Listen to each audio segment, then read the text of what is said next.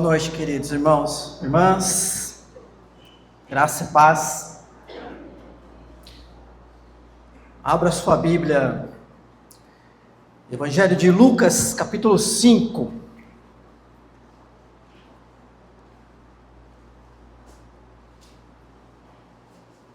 A partir do primeiro versículo. A minha leitura é na Nova Almeida, atualizada, que segundo o meu xará é a mesma que está ali, ok? Aí ó, a gente se entende, né? Mas se você está com uma outra versão, e é provável, né, que tenha pessoas em outra versão, não tem problema. Isso não vai te prejudicar em nada, né, no entendimento aqui da mensagem. Então eu vou ler aqui primeiro o texto, que é muito conhecido, mas a gente vai ler. Lembrando, irmãos e irmãs, que a partir desse momento, nós nos colocamos para estudar a Bíblia, certo? E Bíblia é a palavra de Deus. Então, agora é um momento onde Deus vai continuar falando conosco, uma vez que Ele já está desde o início do culto, mas através dessa exposição. Então diz assim já a leitura do texto. Aconteceu que Jesus estava junto ao lago de Genezaré, e a multidão o apertava para ouvir a palavra de Deus. Então ele viu 2 barcos junto à praia do lago. Os pescadores tinham desembarcado e estavam lavando as redes. Entrando num dos barcos, que era o de Simão, Jesus pediu-lhe que o afastasse um pouco da praia. E assentando-se do barco, ensinava as multidões. Quando acabou de falar, Jesus disse a Simão: leve o barco para um lugar mais fundo do lago, e então lancem as redes de vocês para pescar. Em resposta, Simão disse: mestre, havendo trabalhado toda a noite, nada apanhamos, mas sob esta tua palavra lançarei as redes. Fazendo isso, apanharam grande quantidade de peixes, e as redes deles começaram a se romper. Então fizeram sinais aos companheiros do outro barco, para que fossem ajudá-los, e foram, e encheram ambos os barcos, a ponto de quase afundarem. Vendo isso, Simão Pedro prostrou-se aos pés de Jesus, dizendo: Senhor, afaste-se de mim, porque sou pecador. Pois à vista da pesca que fizeram, a admiração se apoderou dele e de todos os seus companheiros, bem como de Tiago e João, filhos de Zebedeu, que eram seus sócios. Então Jesus disse a Simão: não tenha medo, de agora em diante você será pescador de gente. E arrastando ele os barcos para a praia, deixando tudo, o seguiram. Oração novamente. Bendito Deus, que a palavra agora chegue ao nosso coração, e do nosso coração para a nossa vida prática, para vivermos segundo o teu ensinamento. Nos dá uma sabedoria que vem do alto agora, ó Deus, a iluminação do teu Espírito, em nome de Jesus. Então, o tema da minha mensagem é uma vida cheia de atividades. Uma vida cheia de atividades. Eu considero a minha vida, Alexandre, eu considero minha vida cheia de atividades. E pelo que eu ouço falar das pessoas, pelo que eu observo, acho que, com raras exceções, em poucos casos, normalmente a nossa vida é assim, cheia de atividades. Quer ver só? O que é que você já fez hoje? Tenta lembrar rapidamente, desde a hora que você acordou. Tudo que você fez. Coisas que você considera triviais, meio que automáticas. Já pensou se você tivesse que colocar tudo isso no papel? Imagina você pegar então amanhã, segunda-feira, a maioria, se não todos, é o dia que sai para trabalhar fora, né, de casa, ou mesmo em casa, no seu home office, e começa. Tudo, desde a hora que abre o olho, quando acorda, e vai. Olha quantas coisas nós fizemos hoje. Isso que hoje é domingo e muita gente faz menos até. E quantas coisas você ainda pretende fazer hoje? Nossa, pastor, mas já é domingo à noite, vou terminar aqui. Talvez o que estão da minha idade aqui, já está querendo ir para casa, chegar em casa e dormir, né? Quando eu conheci o Danilo, o Tiago e o Douglas, né? Contar um pouquinho da história para vocês que são mais novos, depois do culto, sabe, para onde eles iam? O rodízio de pizza, não é isso? E ficavam lá até meia-noite comendo pizza. Então, quem sabe, né? Tem alguém aqui que está programando ainda sair daqui, ou para um rodízio, ou bater aquela janta, assistir série ainda, né? Ligar a televisão, ficar até meia-noite assistindo alguma série. Pois é, meus irmãos e irmãs, a nossa vida é assim cheia de atividades, e às vezes nós nos enrolamos tanto nessas atividades, não é isso? No sábado passado, teve uma palestra aqui, ministrada por uma irmã, que agora me fugiu o nome, mas muitas irmãs estavam aqui, e ela disse que o que mudou a vida dela, a experiência que mudou a vida dela, foi, quem é que lembra? Gerenciamento do tempo. Claro, Jesus na vida dela, experiência de conversão, gerenciar a vida sem Jesus, nós vamos ver aqui nesse texto, não resulta em nada. Mas por que a gente tem que gerenciar tempo? Por que tem cursos nos ensinando a gerenciar tempo? Por que muitas vezes a gente chega a essa conclusão, eu preciso me organizar melhor? Porque a nossa vida é uma vida cheia de atividades. Aí alguém diz assim, mas me parece que o cristão tem mais atividade que o não cristão. Parece fazer sentido, porque, por exemplo, se você não fosse temente a Deus, discípulo de Jesus, verdadeiro crente, cristão, né, no sentido correto, você não teria se deslocado da sua casa até aqui, ficar aqui, voltar. Você teria continuado, talvez, lá no seu descanso, no seu sofá. Isso sem falar os irmãos do ministério aí de louvor, né? Que tiveram que vir antes, ensaiar, os diáconos que tem que chegar antes e fazer todo um preparo. Então a gente pensa assim, poxa, depois que eu fiquei crente, parece que tem mais coisa para eu fazer. Não é isso? Mas irmãos e irmãs, isso é muito relativo, porque para uns pode significar que aumentou quantidade de coisas para fazer depois da conversão. Para outros talvez diminuiu. Por quê? Porque agora que você tem Cristo e segue a Jesus como um discípulo, tenho certeza que você também deixou de fazer muitas coisas que sem Cristo você fazia. Então, se a gente for entrar na questão da quantidade, tem mais coisa, tem menos coisa, não vamos chegar a lugar nenhum. E isso não importa, quantidade não importa. A questão, irmãos e irmãs, que importa é o que e o porquê. A minha vida é cheia de atividades. Por que eu faço cada uma delas? A presença de Jesus, escreve aí, a presença de Jesus na nossa vida altera toda a nossa agenda.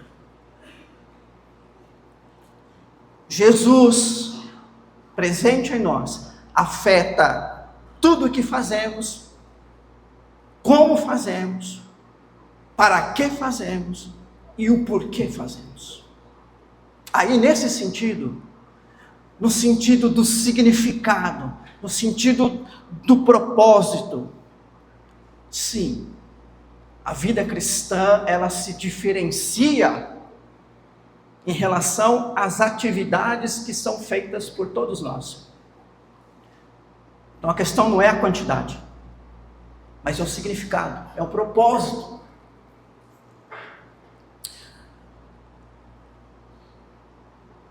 Por que isso, queridos irmãos, irmãs? Porque a presença de Jesus em nós transforma o nosso interior, logo modifica aquilo que a gente pode chamar de cosmovisão, modifica a maneira como nós enxergamos o mundo. Olha aqui para o texto, né? É interessante que no texto, que até a chegada de Jesus ali no lago de Genezaré, os discípulos, que não eram discípulos ainda, só eram pescadores. Só isso. O texto diz que eles tinham pescado a noite toda. Chegaram. Quando chegaram, imagine você que chegou do seu trabalho, tem a sua rotina, né? Quando chega do trabalho, tem a sua rotina. Eles tinham a rotina deles normal. Chegaram da pesca e tinha toda aquela rotina, que a gente não é pescador profissional para saber, mas tinha. Mas algo mudou. Algo mudou. A presença de Jesus alterou toda a história daqueles homens. Então, meus irmãos e irmãs, nós vamos partir desse princípio para estudar esse texto. A obra de Jesus Cristo em nós produz uma mudança profunda de identidade. O crente passa a viver quem Deus diz que ele é.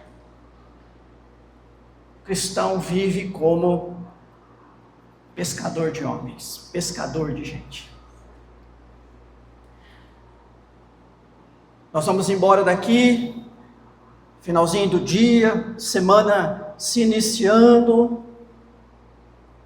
A questão que eu quero colocar para você é: você que está aqui, pescador de gente, como você pretende lidar com a sua vida cheia de atividades? Como é que você pretende lidar com a sua vida cheia de atividades? Então vamos olhar para o texto aqui. E nós temos 3 tipos de coisas a se fazer aqui no texto. Primeira das coisas que nós vamos fazer, e temos que fazer, e virão até nós para fazer, são aquelas que nós podemos chamar de coisas simples e habituais. Coisas simples e habituais. Se você observar aí no início do texto, no versículo 3, Jesus pediu o que para Pedro? Simão, né, que é o Pedro, pediu o que? Que ele, olha lá, afastasse um pouco o barco da praia. Qual que é a dificuldade de um pescador fazer isso?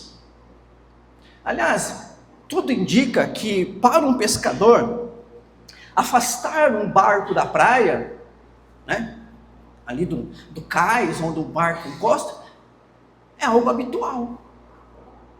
É uma manobra necessária para que ele saia daquele lugar ali onde, né, ele está ancorado para seguir ali mar adentro. Então, o que é que Jesus pediu para Pedro? Que ele fizesse uma coisa simples e habitual, algo que Pedro já fazia todos os dias. Irmãos e irmãs, a nossa vida em geral é feita de coisas simples e habituais. Pouco daquilo que nós fazemos no dia a dia poderia se enquadrar no extraordinário, no grandioso, no impactante. Nós praticamente repetimos todos os dias quase que todas as coisas. Eventualmente você sai de férias, você vai ter um programa meio diferente, você vai viajar, ou acontece algum evento, né, diferente. Caso contrário, nós tendemos a ocupar a nossa vida com coisas simples e habituais. Falo bem coisas simples mesmo, como você colocar um pouco de café na sua xícara de manhã cedo, como você pentear o cabelo, alguns, né, nem todos aqui têm esse privilégio, como você calçar um chinelo, como você abrir uma porta, como você dar partida num carro, como você no seu serviço, sei lá, se você é pedreiro, assentar um tijolo, se você é eletricista, emendar um fio, se você trabalha com computador, digitar alguma coisa, né? E assim por diante, você que trabalha na cozinha, né? Cozinhar um arroz, e assim por diante. Então veja que nós nos ocupamos com coisas simples e habituais. A maior parte das coisas que nós fazemos, quase todas elas são assim. E aí a gente pensa, todas essas coisinhas que você falou aí, que você lembrou, né, como virar uma chave, colocar um chinelo, pentear um cabelo, isso é insignificante. Isso não é nada. Por que nós estamos perdendo tempo aqui, precioso, para ouvir uma coisa tão óbvia como essa?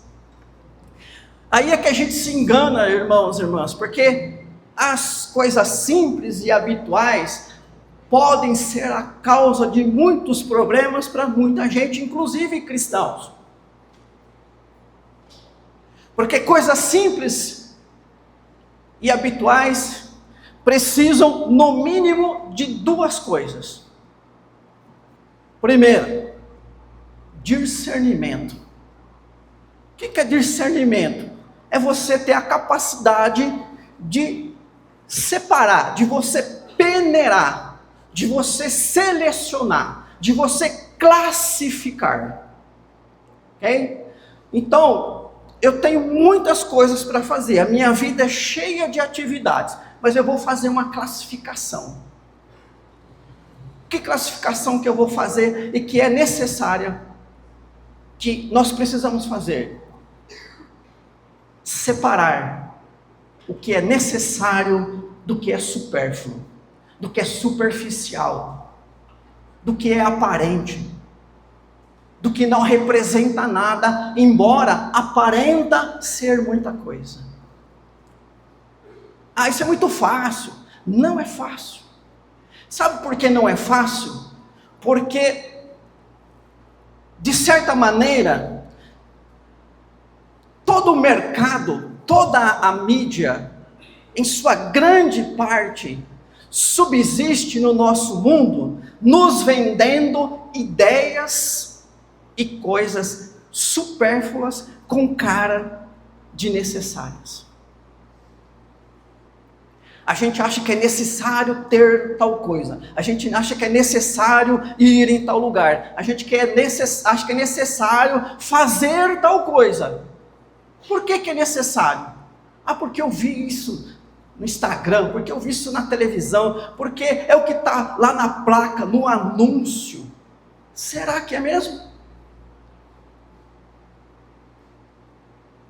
Nós somos sempre torpedeados com essa ideia de que coisas supérfluas são necessárias. Nós precisamos ter cuidado, irmãos e irmãs, porque às vezes, grande parte da nossa atividade diária que nos ocupa e que pode estar nos estressando, ou que pode estar ocupando um lugar que daríamos a Deus, a Bíblia, a oração, é composta de coisas que não são necessárias, mas coisas supérfluas.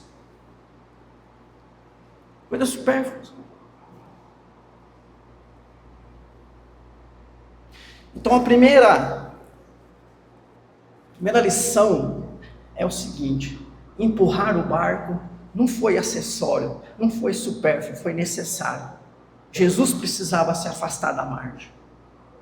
eu quero que você já pense na sua vida, né? No seu gerenciamento de tempo. Você que diz, eu não tenho tempo para ler a Bíblia, eu não tenho tempo para oração, eu não tenho tempo para visitar meu irmão doente, eu não tenho tempo para participar de um ministério, eu não tenho tempo para falar de Jesus, eu não tenho tempo nem para pensar de Deus durante o dia, porque minha vida é uma loucura. Eu quero que você pense e passe a selecionar se de fato tudo isso que está ocupando a sua vida, coisas simples, as coisas simples são de fato necessárias. Tenha esse discernimento, meu irmão.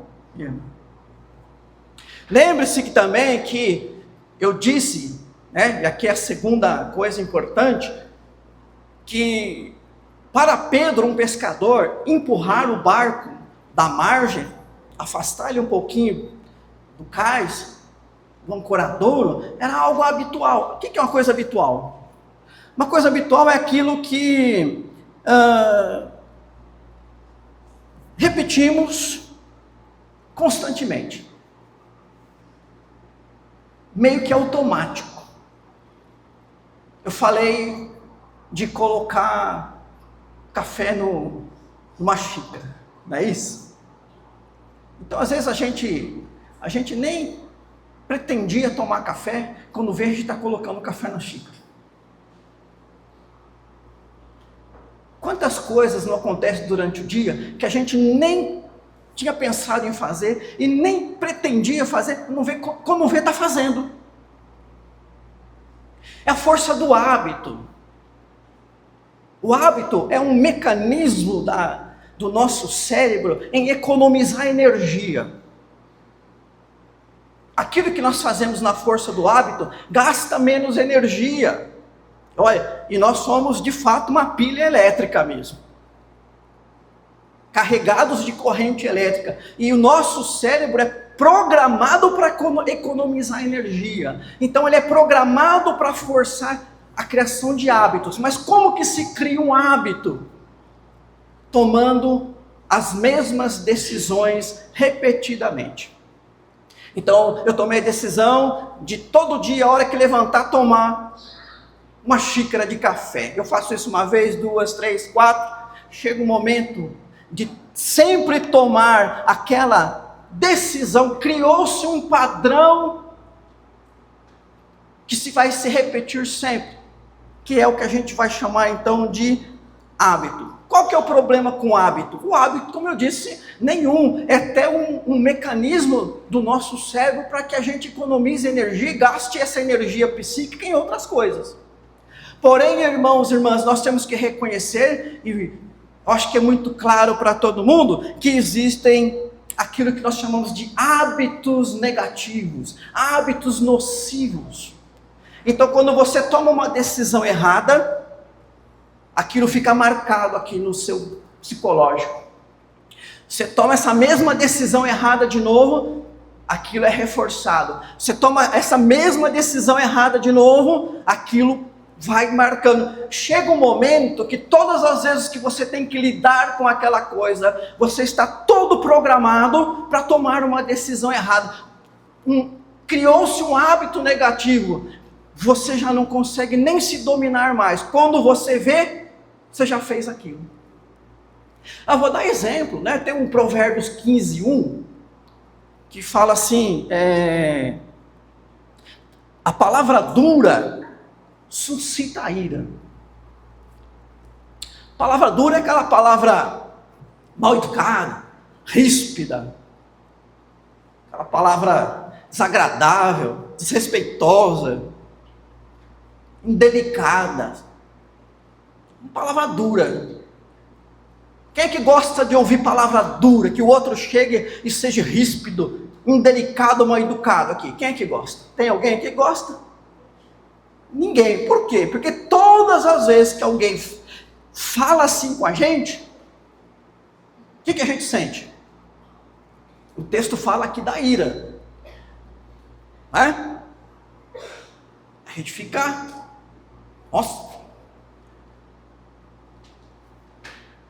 Então tem aquela pessoa que ela criou esse hábito de certas coisas que ela tem que lidar, ela lida com falta de educação, com falta de gentileza, com rispidez.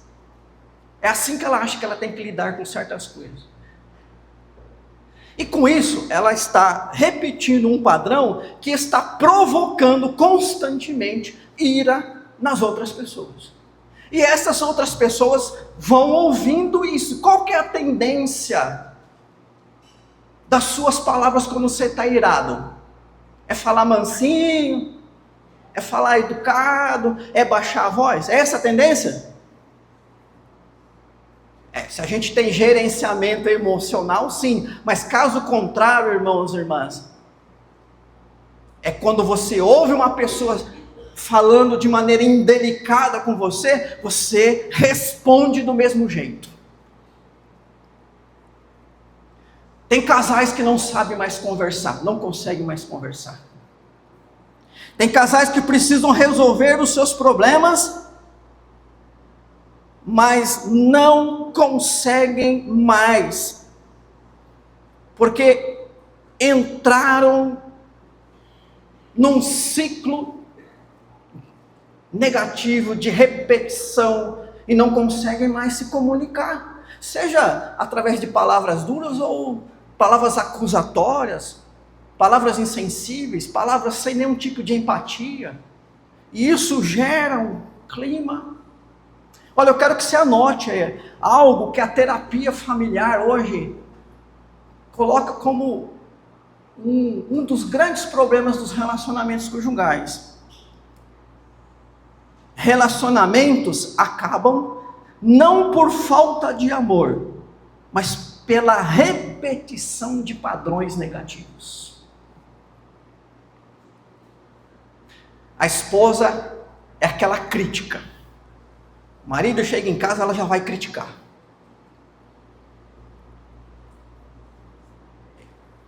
É o padrão que ela assumiu para tentar resolver os seus problemas conjugais. É criticar o marido. O marido, por sua vez, criou o padrão da evitação. Quanto mais a mulher fala e critica, mais ele se afasta, ele se distancia. Mais ele fica quieto. Mais ele se ausenta. E essa ausência, essa evitação dele, produz na esposa mais vontade de criticar ainda. Aí ela critica mais ainda. E ele se afasta mais ainda. É isso que os terapeutas estão dizendo como padrões negativos que conseguem acabar relacionamentos de pessoas que se amam.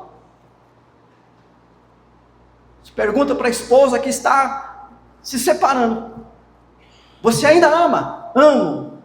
Mas por que então separar? Porque eu falo, ele não me ouve. Marido, você ainda ama? Sente amor? Sinto. Por que então separar? Porque ela não para de falar.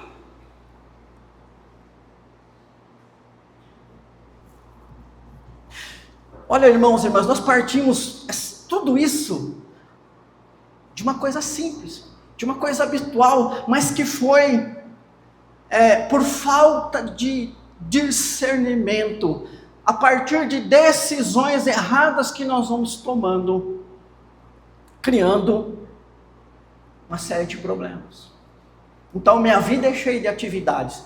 Quais delas são atividades que sustentam um hábito nocivo dentro da minha casa e nos ambientes que eu vou estar? Então, irmãos e irmãs, qual que é o apelo? Ser sábio, não é isso? A gente tem que ser sábio, tem que ter sabedoria para poder selecionar o que é necessário e excluir as coisas supérfluas, para saber quando que os nossos hábitos são nocivos e prejudiciais a nós mesmos e às outras pessoas.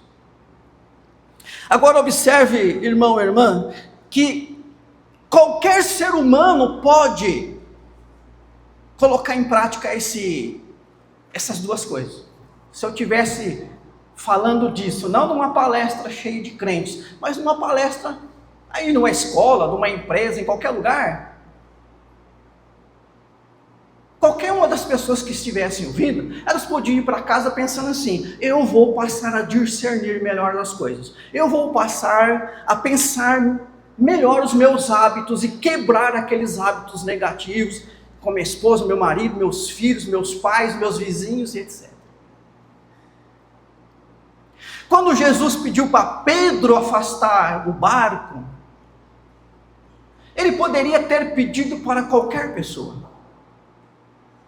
certo? Vamos imaginar que nós estivéssemos tendo essa mensagem na beira de um lago, tivesse um barco aqui, né? E o pastor Denis quisesse lá mais afastado, então falar, certo? Ele poderia pedir para qualquer um de nós aqui, até para os juniores, falou: ó, afasta um pouquinho o barco. Qual que é a dificuldade de afastar um barco da margem? É diferente de empurrar um carro, não é isso? Um barco não é pesado para você movimentar ele, né? Não um navio, um barco, para você movimentá-lo. Então veja, irmãos e irmãs, qualquer um pode ter uma vida de discernimento e repensar os seus hábitos, sim, mas eu vou te falar uma coisa: se um não crente pode, que não tem aquilo que a Bíblia chama sabedoria do alto, quanto mais nós podemos. Quanto mais nós podemos entender e diferenciar as coisas necessárias das coisas supérfluas. Quanto mais nós podemos assistir um programa de televisão e nos intervalos não se encantar com as propostas comerciais que ali aparecem. Quanto mais nós podemos conversar, marido e mulher, e falar: olha, nós precisamos mudar a nossa comunicação. Vamos buscar sabedoria do alto para isso. Vamos clamar a Deus para que nos ajude. Muito mais nós, meus irmãos, não é verdade? Muito mais nós. Porque é o seguinte: sobre todo ser humano existe a chamada graça comum. Deus abençoa todo mundo, de uma forma geral. Agora o cristão, a graça que recai sobre ele é aquele que a gente chama a graça especial, que ele dá a presença do Espírito Santo, o conhecimento da palavra. Então coloque isso em prática, use disso, busque essa sabedoria de Deus, e amanhã, segunda-feira, você já coloca isso em prática.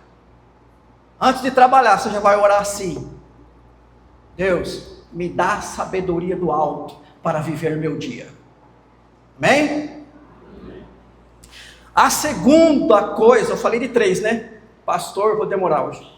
Vou não, gente, espera aí, o pastor já está tremendo aqui.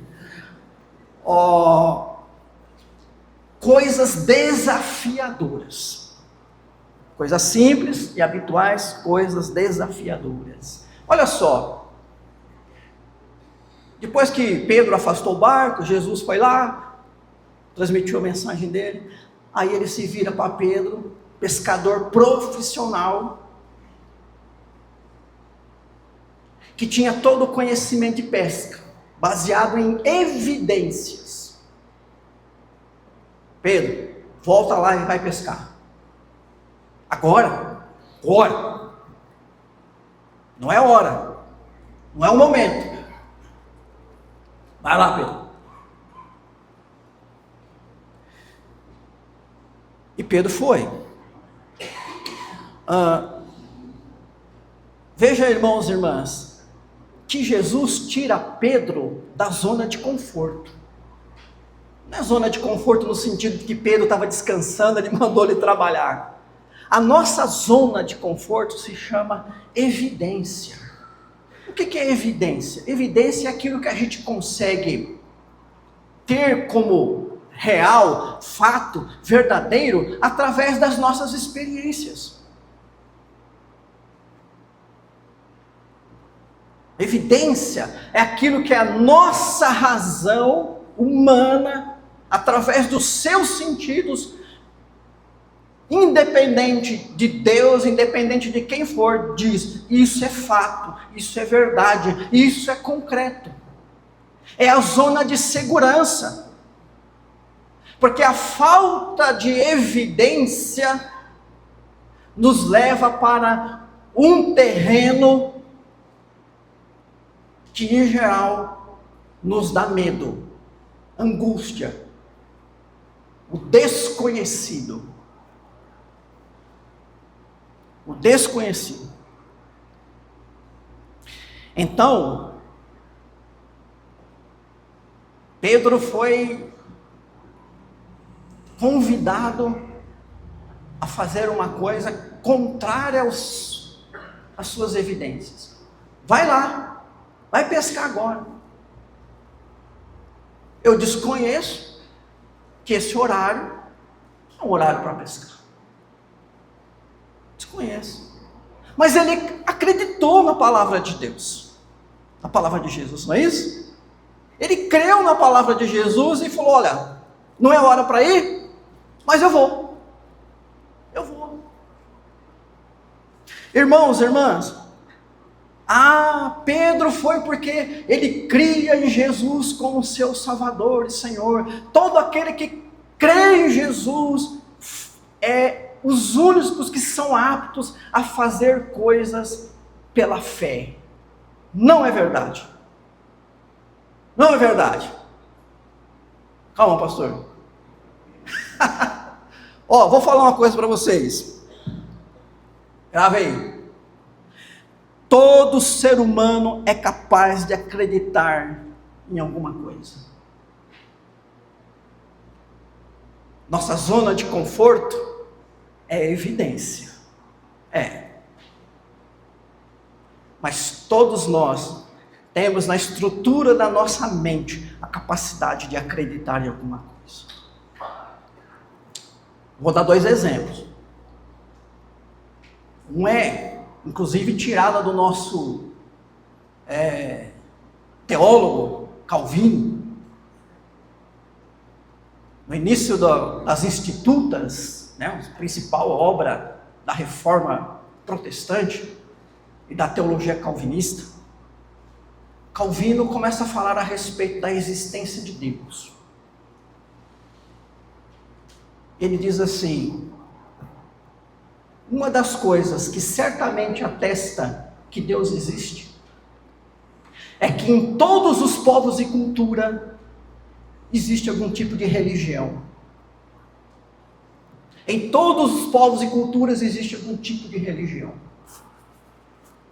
Olha lá, uma tribo lá na África, eles adoram alguma coisa, seja o rio, seja uma árvore, seja o sol. A história, aí você pode buscar, né? Na história, isso vai ser verificado. Isso é um exemplo de que nós acreditamos. Mas você está falando de religião? Porque eu conheço gente que não tem religião. Então vamos sair do campo da religião. Porque acreditar não é o mesmo que ser religioso. Vamos sair do campo da religião. Um outro exemplo. Quantas vezes você não confiou na palavra de alguém? Não acreditou na palavra de alguém? Você vai no médico, o médico pega lá um laudo escrito com uma linguagem que você não entende. Às vezes pega lá um raio-x, uma tomografia que você olhar e não olhar a mesma coisa. E ele fala assim: você não tem nada. Ou fala assim: você tem um problema aqui. Você não acreditou na palavra do médico? Você acreditou na palavra dele. Uma pessoa vai visitar um país, uma cidade, e chega: não, aquela cidade é muito feia. Não vai lá não. Então você chega: naquela cidade eu não vou. Por quê? Porque o fulano disse que lá é feio. Você não viu.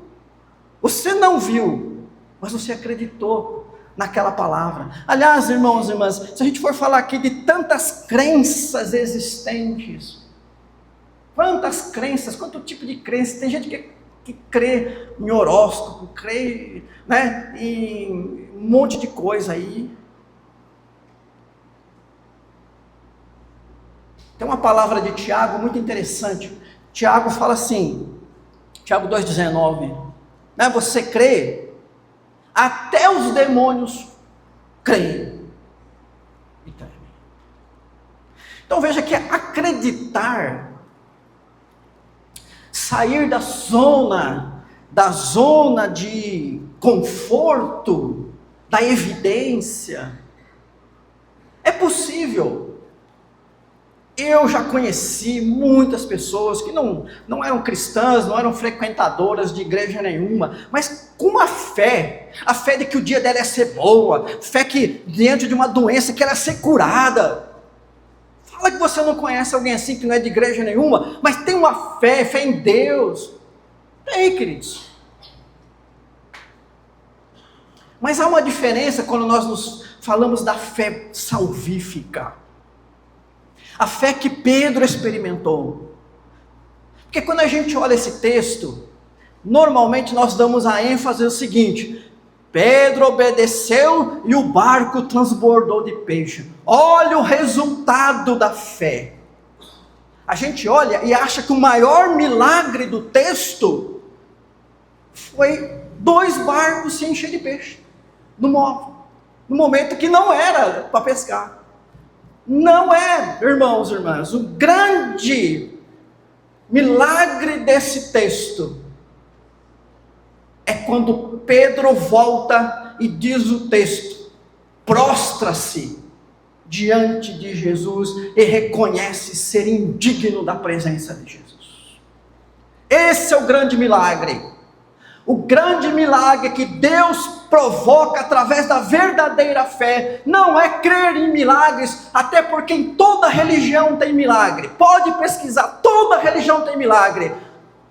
A grande obra de Deus através da fé é levar-nos a conhecer a si mesmos e perceber o quanto nós somos pequenos, frágeis, pecadores e que sem Ele, Deus, nós estamos perdidos.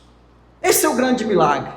Não existe milagre maior do que conversão. Não existe milagre maior do que alguém confessar Jesus Cristo como seu Senhor e Salvador. Por que Salvador? Porque se reconhece pecador e perdido. Não tem.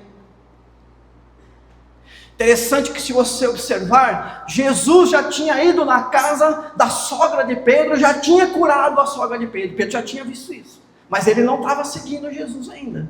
Okay? Jesus vai para lá, vai para cá, e encontra de novo Pedro ali. E agora sim, agora eu vou trabalhar com esse sujeito. Primeiro, Pedro, empurra o barquinho um pouquinho aqui para longe. Olha só como Deus faz as coisas, né? Às vezes a gente está esperando Deus fazer uma coisa extraordinária. Você que ainda não é crente, você que não entregou sua vida a Jesus, você está esperando uma coisa extraordinária. Ah, se acontecer um grande milagre na minha vida, eu vou procurar o pastor Denis, eu quero fazer um discipulado. Não pensa assim, meu irmão, minha irmã. Não pensa assim, você que está aqui. Coisinha simples que Deus está fazendo na sua vida. Ele fez primeiro uma coisinha simples com Pedro. Ele falou: Pedro, empurrou o barquinho. Empurrou. Agora você vai pescar. E ele foi. Até aí, tudo bem. Qualquer pessoa, mesmo os não crentes, fariam.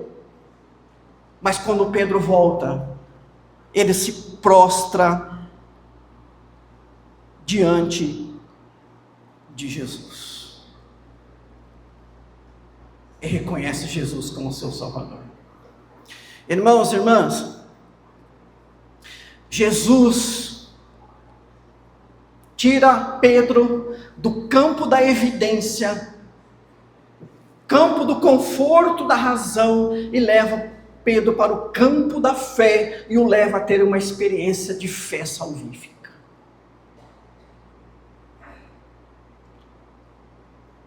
A vida cristã é uma caminhada na fé.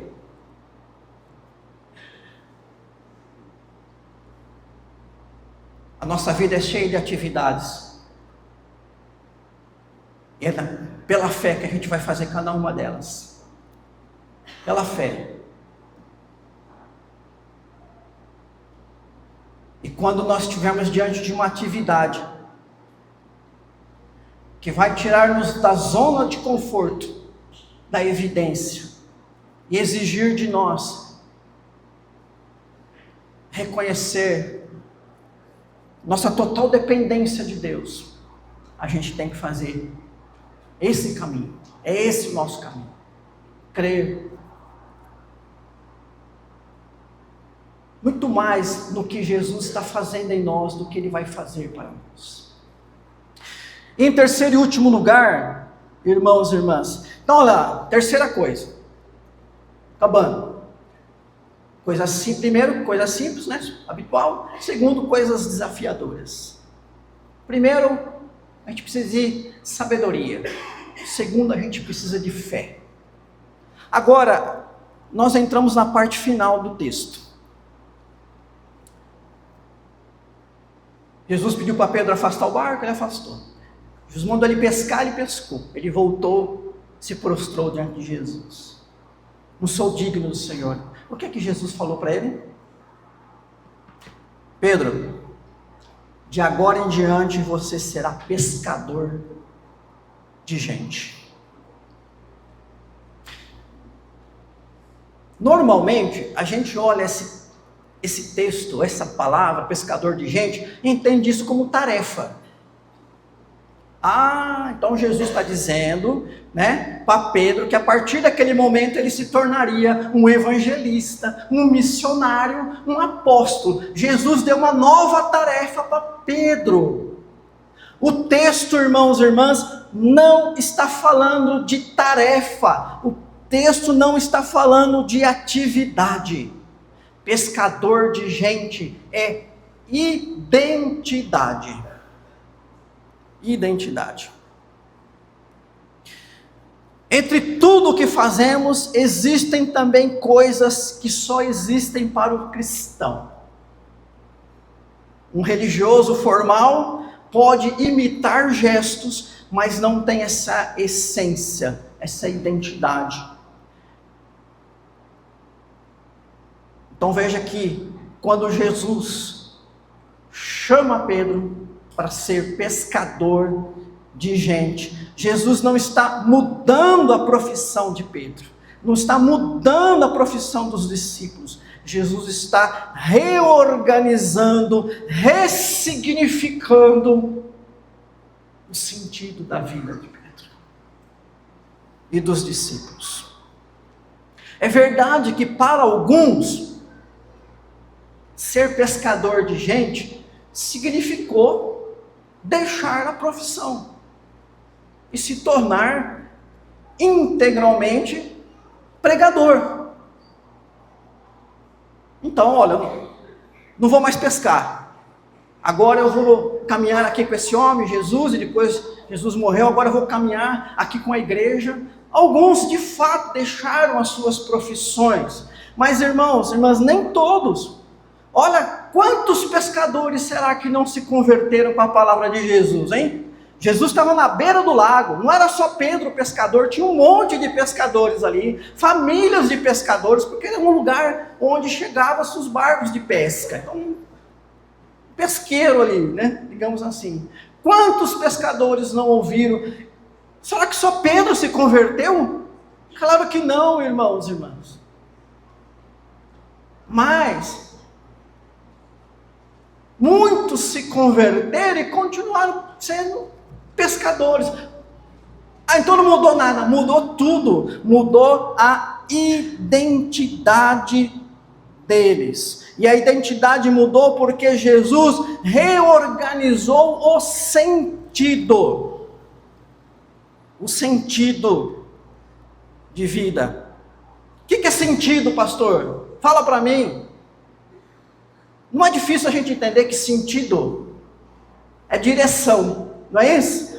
Vai para esse sentido. Sentido é direção. Então, o sentido da vida é a direção, é a resposta para aquela pergunta: para onde nós estamos caminhando? Para onde nós estamos caminhando? O sentido da vida, irmãos, irmãs, nos dá o porquê vivemos. Qual é a nossa razão de existir? Eu vou dar para vocês aqui duas palavras. de um psiquiatra austríaco, Viktor Frankl. Ele viveu o Holocausto. Ele passou pela experiência dos campos de concentração e depois ele escreveu um livro chamado Sentido da Vida. E esse psiquiatra, ele vai dizer assim: o sentido sustenta o homem até no caos.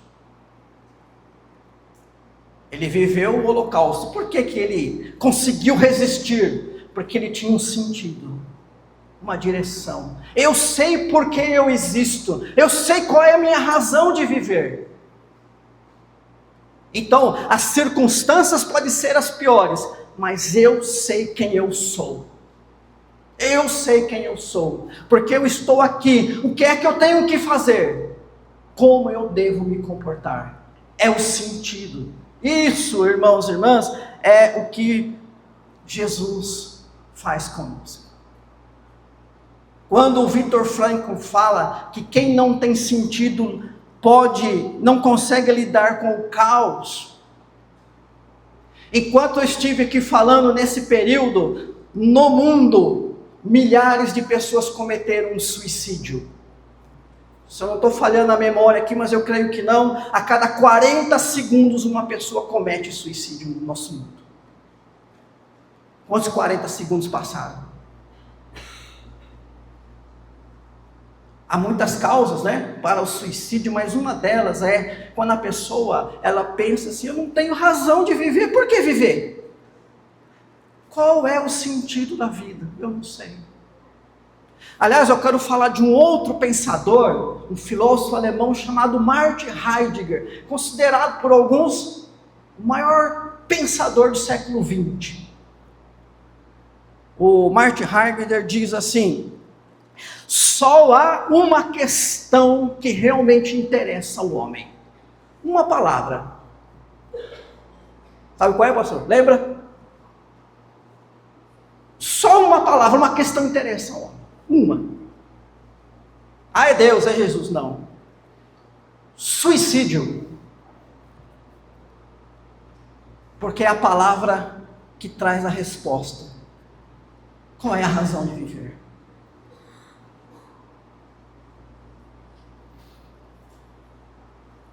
Então, irmãos e irmãs, quando Jesus diz, você vai ser pescador de gente, Ele está dando um sentido. Olha, essa é a sua direção agora. Você não precisa mudar de profissão, você pode continuar. Você aqui, irmão, que é eletricista, pedreiro, motorista, continua. Se você achar que Deus está te chamando para um trabalho de missionário, de pastorado, tudo bem. Mas não é porque você vai encontrar sentido nisso. Da turma que se formou comigo lá no seminário, um bocado, em pouco tempo, abandonou o pastorado. Ou nem chegou a ser. Porque estavam lá procurando um sentido. E entenderam que não é teologia, ou não é um ministério, seja o que for, na igreja que dá sentido. Se o sentido da sua vida é o louvor. Porque eu lembro que uma vez, numa outra igreja que eu pastorei há muito tempo atrás, quando a gente, por algumas razões que aqui já não vai importar, tiramos uma irmã de tocar um instrumento musical, ela falou: então, não vem mais na igreja, porque eu venho para tocar. Então o sentido dela era a atividade ministerial dela. E a atividade, irmãos e irmãs, ela não dá sentido, ela parte do sentido. Eu tenho um sentido de ser. A partir desse sentido eu vou estabelecer propósitos para a minha vida. Ontem eu estava num parque, numa região de região de classe A, aqui no Ribeirão Preto, Aí eu passei do lado de duas adolescentes assim, e elas admirando um prédio, aqueles prédios bonitão naquela região da Zona Sul, meu sonho é ter um apartamento naquele prédio. É o meu também, Quem que não quer? Muitos dos nossos juniores pensam assim: o que eu quero na vida? Qual é a minha razão? É ter uma boa profissão, ganhar bem, namorar e casar alguém que é lindíssimo, maravilhoso. Eu também tive isso aí, esse sonho, né? Consegui. Não consegui ficar rico, né? Fiquei mais pobre, na verdade. Mas me realizei nesse sentido. O que acontece quando você não tem sentido na vida e coloca como propósito ser rico? Você vai lá, você vai lutar, conseguir. Fiquei rico. Continua vazio. Continua aquele vazio aqui dentro. Eu não sei agora o que fazer com esse dinheiro. Eu falei de suicídio. Quantos ricos não se suicidam? Gente que tem dinheiro, gente que mora em casa confortável, tem carro do último tempo, último ano. Tem propósito, mas não tem sentido.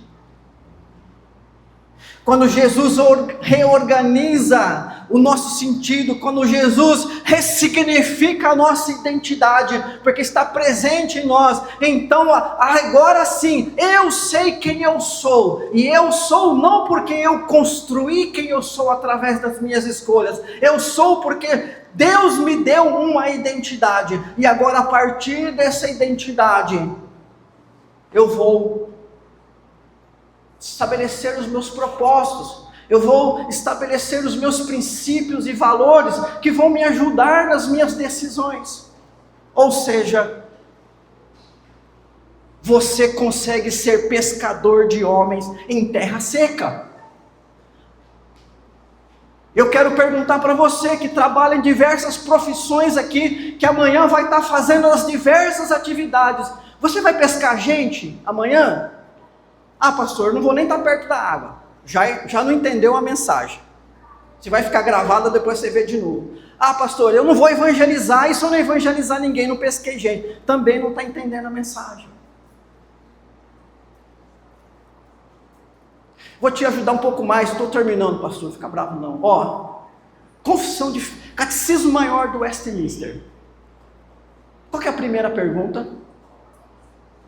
Qual o fim supremo do homem? Qual que é? Glorificar a Deus, nele se alegrar, ou nele ter prazer eternamente. Então quer dizer que o maior fim meu é só ficar cantando e dando glórias a Deus, só louvor. Não. Seja o que for que você fizer amanhã, entenda-se, você é pescador de gente. Quando nós entendemos que essa é a nossa identidade, eu sou pescador de gente, você vai modificar suas prioridades, você vai tomar decisões diferentes, você vai estabelecer propósitos diferentes para a sua vida, seguindo esse novo sentido. O apóstolo Paulo, lá em Colossenses 3:2, diz assim: pensai nas coisas lá do alto. É assim que a gente tem que viver dia após dia. Então, irmãos e irmãs, concluindo, a minha vida é cheia de atividades. Eu tenho certeza que a sua também é cheia de atividades. Ainda tem coisa para fazer hoje. Amanhã, então, a lista está grande. Mas eu vou fazer de jeito diferente. Estou saindo daqui para fazer de jeito diferente. Eu vou primeiro buscar sabedoria do alto. Vai ser a minha primeira oração pela manhã. Porque eu tenho que aprender a separar o supérfluo do necessário. Para de dar ouvido para a mídia. Segundo, eu vou parar com os maus hábitos, com os hábitos negativos. Deus me dá sabedoria para interromper essas coisas. Segundo, eu vou viver pela fé, porque em algum momento eu vou me deparar com coisas que saem fora das evidências, que me colocam num campo desafiador do desconhecido, e naquele momento eu vou depender de Deus e vou caminhar segurando nas mãos de Deus. Terceiro lugar, eu vou organizar a minha vida a partir de quem eu sou, da minha identidade que Cristo deu. Eu sou pescador de gente. Eu vou priorizar as coisas pensando nisso. Eu vou estabelecer meus princípios, valores e propósitos pensando nisso, e assim eu vou caminhar. E aí eu quero chegar no final do dia, quando tiver para dormir, dizer assim: valeu a pena viver o dia de hoje. Hoje valeu a pena viver, não porque eu fui bom demais, mas porque glorifiquei a Deus, e me alegrei em Deus, em tudo que eu fiz nesse dia. Amém, queridos? Amém. Quero chamar nossos irmãos do grupo musical, aqui na frente, pedir para eles cantarem uma música das antigas, hein?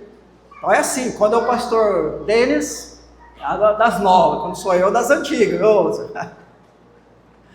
das antigas, tempo da Adalberto.